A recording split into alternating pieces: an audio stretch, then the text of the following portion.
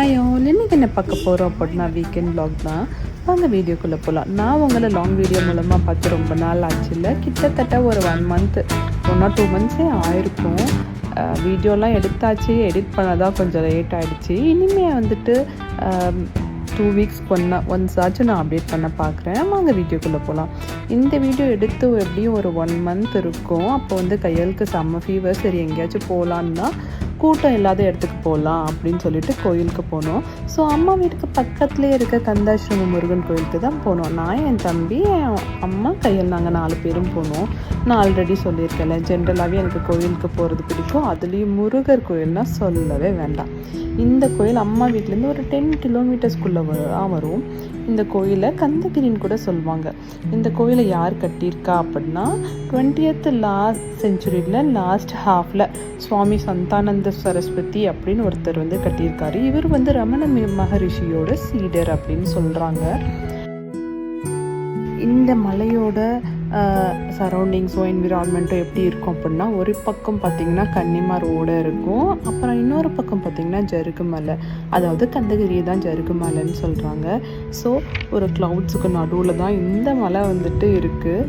And இந்த மலை இது வந்துட்டு இப்படி மலையெல்லாம் சுற்றி இருக்கிறதுனால வெதரும் சூப்பராக தான் இருக்கும். அண்ட் இங்கேருந்து வியூ பக்காவாக இருக்கும். என்ன இங்கே கொஞ்சம் குரங்கு தான் ஜாஸ்தியாக இருக்கும். நம்ம அவங்கள டிஸ்டர்ப் பண்ணலன்னா அவங்களும் நம்மளை டிஸ்டர்பே பண்ண மாட்டாங்க. நாங்கள் மெதுவாக மேலே ஏறிட்டு கார் பார்க் பண்ணிவிட்டு சாமி பார்க்க மேலே ஏறி போயிட்டோம். கோயிலுக்குள்ளே வந்துட்டு வீடியோ வந்துட்டு எடுக்கக்கூடாது. ஸோ நாங்கள் வந்துட்டு வீடியோ உள்ளே எடுக்கலை. இந்த கோயிலுக்கு வந்தீங்க அப்படின்னா க்ரௌட் இல்லாமல் ரொம்ப பீஸ்ஃபுல்லாக சாமி பார்க்கலாம். எனக்கு இங்கே பிடிச்ச விஷயமே, இங்கே நம்ம சாமி பார்த்துட்டு திருநீர் தருவாங்கல்ல, அந்த பிளேட்டில் நம்ம காசு போடக்கூடாது, அவங்களும் வாங்க மாட்டாங்க. நம்ம எந்த டொனேஷனோ இல்லைனா வந்துட்டு நம்ம அன்னதானத்துக்கோ எது கொடுக்குறோனாலும் நம்ம ஆஃபீஸில் பே பண்ணி தான் ரெசிப்ட் வாங்கிக்கணும். அண்ட் இங்கே இருக்கிற மெயின் காட் வந்துட்டு பாலதண்டாயுதபாணி முருகன். எனக்கு என்னமோ இந்த கோயிலுக்கு போகும்போதெல்லாம் முருகர் வந்துட்டு கண்ணை திறந்து பார்க்குற மாதிரி இருக்கும். அதுவும் பர்டிகுலராக ஐலாஷெல்லாம் எனக்கு தெரிகிற மாதிரி இருக்கும். அவ்வளோ தத்ரூபமாக இருக்கும், கிட்டக்க பார்க்குற மாதிரி இருக்கும். அண்ட் கூட்டம் இல்லாமல் எவ்வளோ நேரம் வேணால் பார்க்கலாம். அப்படியே முருகருக்கு நேராக துர்கை அம்மனும் இருப்பாங்க. அண்ட் இங்கே யாருக்கும் தனியாக ஸ்பெஷல் அர்ச்சனையோ இல்லை விஐபி டிக்கெட்ஸோ எதுவுமே கிடையாது. யார் வந்தாலும் முன்னாடி நின்று சாமி கும்பிடலாம். நம்ம திருநீர் வாங்கிட்டு போயிட்டே இருக்க வேண்டியது தான். அண்ட் இங்கே 12 ராசிக்கும் தனித்தனியாக ஒரு கடவுளும் இருப்பாங்க. டெய்லிக்கும் ஸ்பெஷல் பூஜை பண்ணுறதுனால யார் பேருக்கும் அர்ச்சனையும் கிடையாது. இங்கே தியான மண்டபம் கூட இருக்குது. இந்த கோயிலை கட்டினார்ல, அவரோட ஒரு ஸ்டாச்சு கூட இருக்கும் உட்காந்துருக்க மாதிரி. அந்த இடத்துல உட்காந்து நம்ம வந்துட்டு பீஸ்ஃபுல்லாக தியானம் பண்ணிட்டோம் இல்லை மெடிடேட் பண்ணிட்டோம் நம்ம வந்துட்டு கிளம்பலாம். எவ்வளோ நேரம் வேணால் இருக்கலாம்.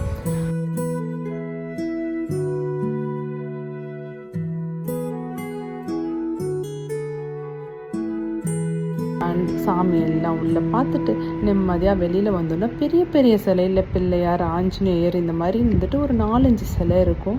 அண்ட் இது எல்லாமே ரொம்ப ஹைட்டாக இருக்கும். அது எல்லாத்தையும் சாமி பார்த்துட்டு வெளியில் ஒரு சிவன் டெம்பிள் கூட இருக்குது. அதையும் பார்த்துட்டு தான் நாங்கள் கிளம்பணும். இந்த டெம்பிளோட லொக்கேஷன் நான் டிஸ்கிரிப்ஷனில் தரேன், செக் பண்ணி பாருங்கள். நீங்கள் சென்னை டு சேலம் வரும்போது கண்டிப்பாக இந்த கோயிலை பார்க்கணுன்னு தான் நான் சொல்லுவேன். அண்ட் நாங்கள் சாமி பார்த்து முடிச்சுட்டு கொஞ்சம் பிளான்ஸ் வாங்கலாம் அப்படின்னு சொல்லிட்டு மின்னாம்பள்ளி, இதுவும் வந்துட்டு சேலம் சென்னை ஹைவேல தான் இருக்குது, அயோத்தியாப்பட்டினம் தாண்டி இருக்குது, அங்கே இருக்க ஜியா நர்சரிக்கு தான் போனோம்.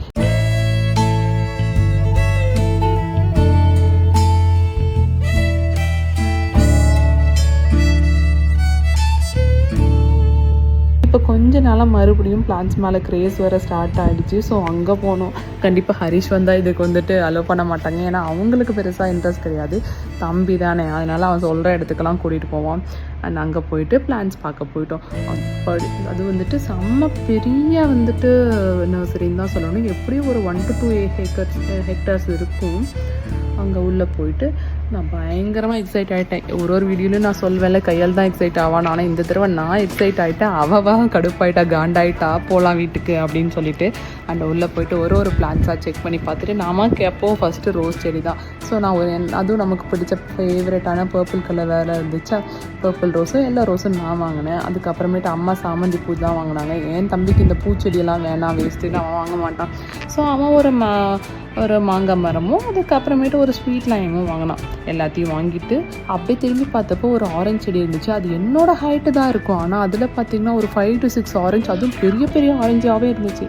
அதை வாங்கிட்டு போய் நம்ம வச்சோன்னா அப்படியே காய்க்க ஆரம்பிச்சிடும் அப்படின்னாங்க. ஆனால் என் தம்பி வாங்கின செடியிலே பூவெல்லாம் இருந்துச்சு அந்த மாங்காய் மரத்தில். எல்லாத்தையும் வாங்கிட்டு பே பண்ணிவிட்டு எல்லாத்தையும் பத்திரமா பேக் பண்ணிவிட்டு நாங்கள் வீட்டுக்கு கிளம்பிட்டோம். அண்ட் அன்றைக்கி செம்ம வெயில் நல்ல வீட்டுக்கு திரும்பி வரும்போது கரும்பு ஜூஸ் எல்லாம் குடிச்சிட்டு தான் வீட்டுக்கு வந்தோம். அண்ட் இந்த வீடியோ உங்களுக்கு பிடிச்சிருந்தா மறக்காமல் லைக் பண்ணுங்கள், கமெண்ட் பண்ணுங்கள், அண்ட் சப்ஸ்கிரைப் பண்ணிக்கோங்க. இன்னொரு வீடியோவில் பார்க்கலாம். பாய்.